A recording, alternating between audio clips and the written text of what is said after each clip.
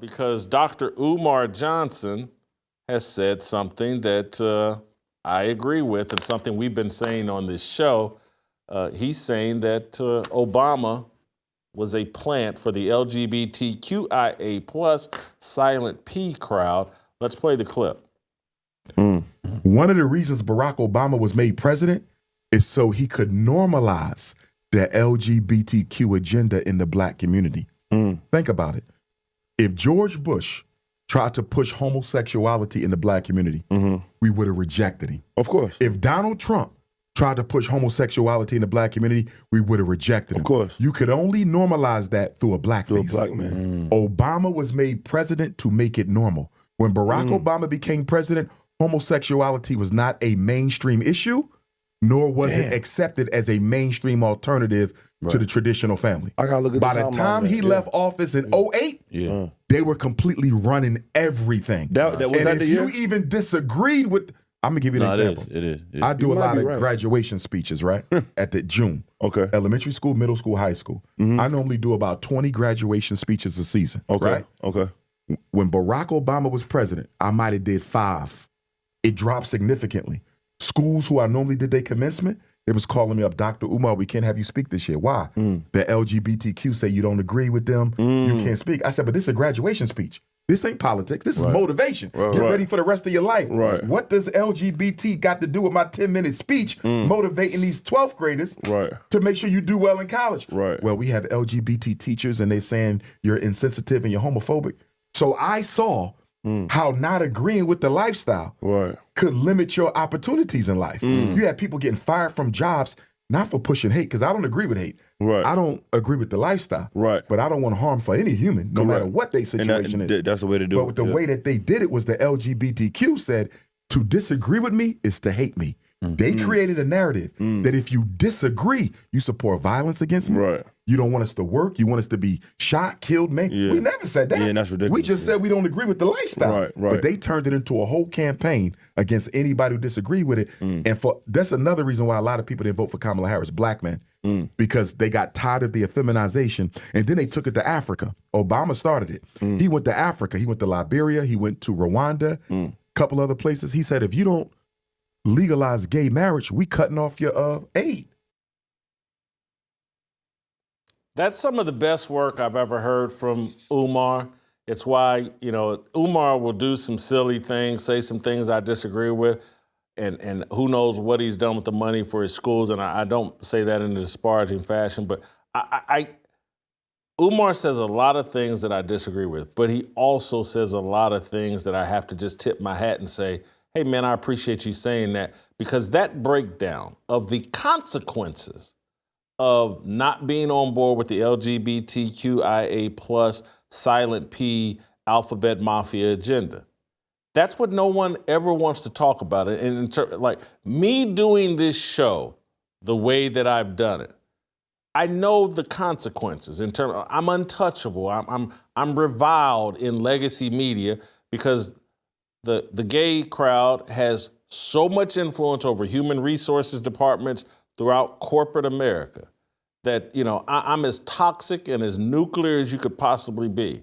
And it does cost you opportunities. And you sit around and you wonder why Stephen A. Smith or some of these other people, it's like they always tip their hat and bow to the transgenders and the gay deal and all this other stuff, because they know that's the only way to keep the money flowing. And Umar just pointed it out in a hats off to Umar. Anyway, your thoughts, Shemeka.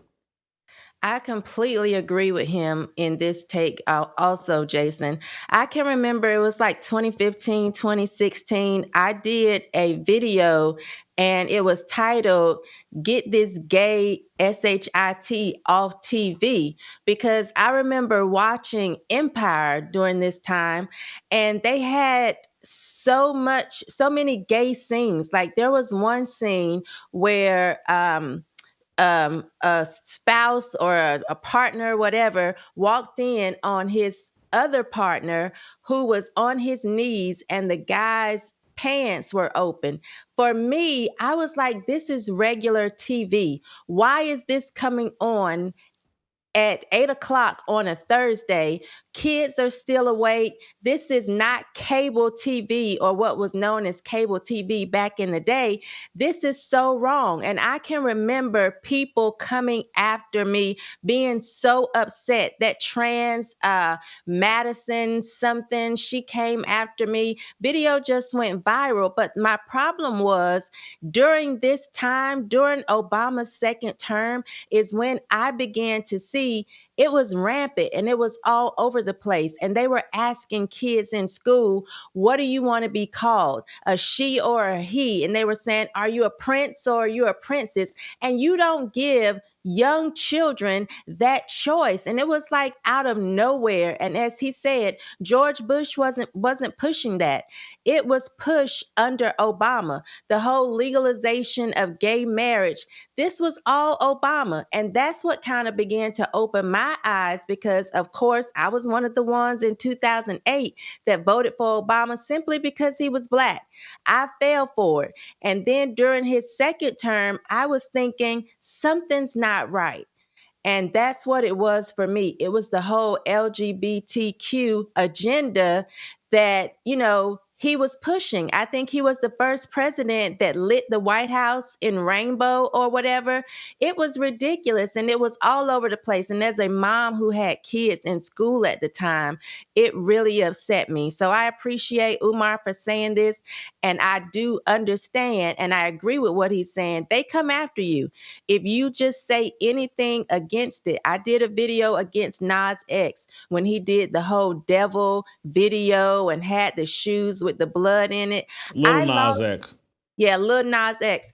I lost my privilege to go live on Instagram because I came out and said something against that. And to me, that was demonic. I had every right to say something, but I lost my privilege for over a year to go live on Instagram just because I spoke out about it. So hats off to Umar because he's right. Listen, the point you're making about how pervasive it became in television shows. And so virtually every TV show, even before Obama, I would have to go look and see. So help me out here, guys. I'm going to look, but you guys look as well. What year did The Sopranos debut? And what year did The Wire debut?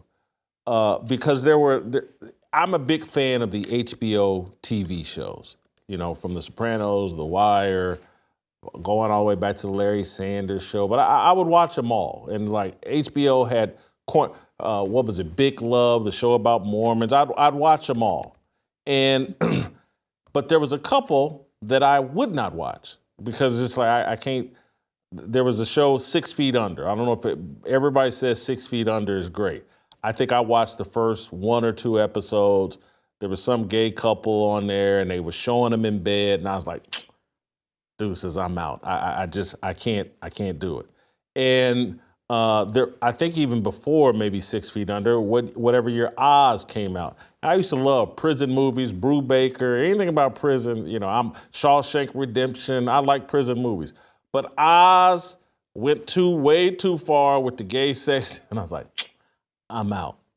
And but what I figured out is that even with a show like The Sopranos, which debuted in 1999, and so that's before Obama, but by season 6 or 7, I don't know what year this was, they introduced the gay mobster deal, Johnny Cakes. Big overweight, Vito, I think was his name.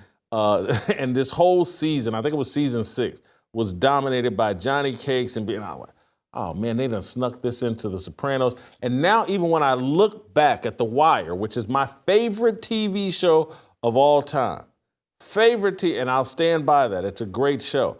But they intentionally made the 2 most heroic characters, Omar Little, I don't know if you watched this, The Wire, Omar Little, and then this black woman cop, Kima. They were the most righteous and ethically, both of them was gay. And this is not by accident.